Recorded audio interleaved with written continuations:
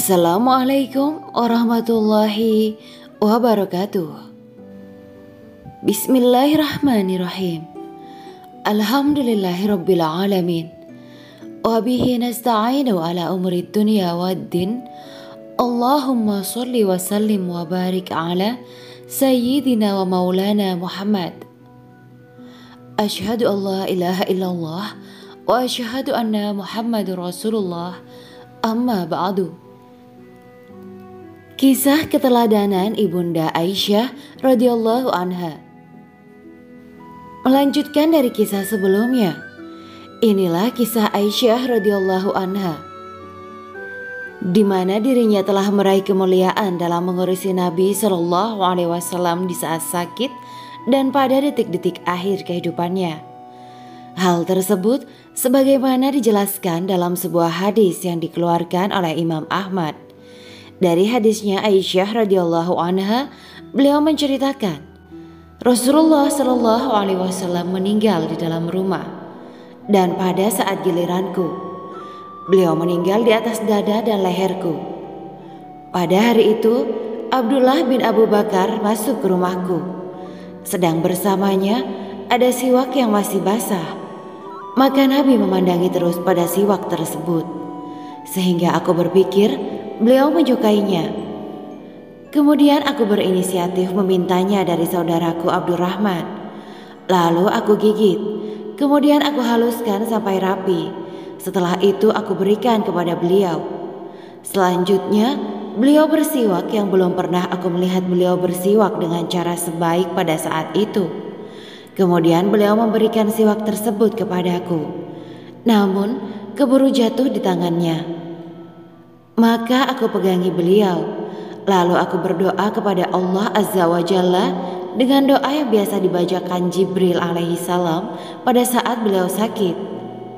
Begitu pula doa tersebut biasa beliau bacakan untuk dirinya di saat sakit. Namun pada sakitnya ini, beliau belum berdoa dengan doa ini. Tiba-tiba beliau mengangkat pandangannya ke arah langit, lalu mengatakan, "Di tempat yang tinggi, di tempat yang tinggi." Maksudnya, beliau memilih tempat untuk dirinya. Segala puji bagi Allah yang telah menyatukan antara air lidahku dengan air lidahnya di detik-detik terakhir di saat dirinya menuntaskan hari-harinya di dunia. Hadis riwayat Ahmad 40 261 sampai 262, nomor 24216. Berkata Hasan bin Sabit radhiyallahu anha memuji Aisyah dalam bait syairnya, "Kesucian menjadi pakaiannya, tidak ada keraguan lagi. Cukuplah itu sebagai bukti akan kehormatannya. Dirinya lebih dermawan dari Lu'ay bin Ghalib. Kedermawanannya membawa pada kemuliaan. Suci di mana Allah telah mensucikan kepribadiannya, membersihkan dari setiap kejelekan dan kedustaan. Jika dirimu telah berkata seperti yang disangka sekelompok kaum, maka diriku tidak akan mempercayainya.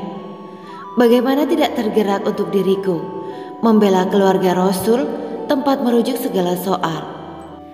Dan Aisyah radhiyallahu anha termasuk orang yang paling paham tentang silsilah Arab, bait-bait syair mereka, serta seorang yang faqih, di mana banyak dari kalangan para pembesar sahabat yang mengembalikan sebuah permasalahan untuk dimintai fatwanya. Berkata Imam Az-Zuhari, "Kalau seandainya dikumpulkan seluruh ilmu manusia dan istri-istri Nabi yang lainnya, tentunya ilmu Aisyah lebih luas dibanding ilmunya mereka semua." Beliau juga sangat mahir tentang ilmu kedokteran. Disebutkan oleh Hisham bin Urwah, "Belum pernah aku melihat orang yang lebih paham tentang ilmu kedokteran melebihi Aisyah. Sehingga pada suatu hari aku bertanya padanya, 'Duhai bibiku, dari mana engkau belajar ilmu kedokteran?' Beliau menjawab, 'Saya mendengar dari orang lain yang seringkali mensifati jenis obat dan penyakit, lalu aku menghafalnya.' Beliau termasuk orang yang paling dermawan pada zamannya. Di dalam kisah yang menjelaskan akan tersebut sangatlah banyak. Pernah suatu ketika dirinya diberi hadiah oleh Muawiyah radhiyallahu anhu uang sebanyak 1.000 dirham.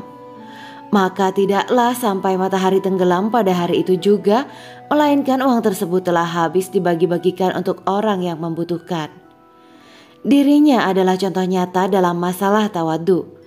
Dijelaskan dalam sebuah hadis sebagaimana yang dibawakan oleh Imam Bukhari dari Ibnu Abu Mulaikah. Beliau mengisahkan bahwa pada suatu hari Ibnu Abbas meminta izin untuk masuk menemui Aisyah di saat sakit keras. Dia bergumam, "Aku khawatir dia Ibnu Abbas akan memujiku." Maka ada yang mengatakan padanya, Ibnu Abbas adalah anak dari paman Rasulullah Shallallahu Alaihi Wasallam dan termasuk orang yang mempunyai kedudukan di hati kaum muslimin. Baru setelah itu Aisyah berkata biarkan dirinya masuk. Manakala keduanya bertemu, Ibnu Abbas bertanya, "Bagaimana keadaanmu?" "Baik jika sekiranya aku bertakwa," jawab Aisyah. "Engkau akan selalu dalam kebaikan, insya Allah.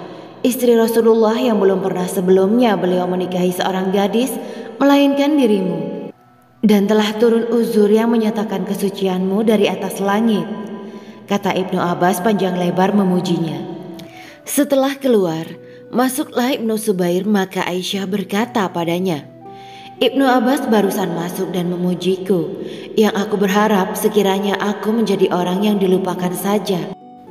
Hadis riwayat Bukhari nomor 4753. Setelah meninggal, beliau dimakamkan di Baqi pada tahun 57 Hijriah, tepatnya pada malam 17 pertengahan bulan Ramadan seusai sholat witir. Dirinya berpesan agar dikubur pada malam hari itu juga, serta berwasiat supaya Abdullah bin Zubair, anak lelaki dari saudara perempuannya, Asma, yang mengurusi pemakamannya bersama saudara-saudaranya di Baqi. Dan yang turun ke kuburnya pada saat itu ialah anak saudara perempuannya, Abdullah dan Urwah bin Zubair, serta Abdullah keponakan dari saudara lelakinya Muhammad bin Abdullah, keponakan dari anak saudara lelakinya Abdurrahman. Dan yang mengimami sholat jenazahnya adalah Abu Hurairah, yang menjadi gubernur Madinah pada waktu itu untuk Khalifah Marwan bin Hakam. Sedangkan usianya pada saat itu adalah 63 tahun lebih berapa bulan. Semoga Allah meridhoi ibunda kaum mukminin Aisyah serta memberi balasan atas jasanya terhadap Islam dan kaum muslimin sebaik-baik balasan. Akhirnya kita panjatkan segala puji bagi Allah, Rabb semesta alam. Salawat serta salam semoga Allah curahkan kepada Nabi kita Muhammad Sallallahu Alaihi Wasallam, pada keluarga beliau serta seluruh para sahabat. Amin ya Rabbal Alamin. Demikianlah kelanjutan kisah Aisyah radhiyallahu anha. Nantikan kisah-kisah Islami menarik lainnya pada video kami selanjutnya. Wa akhiran, wabillahi taufiq wal hidayah. Wassalamualaikum warahmatullahi wabarakatuh.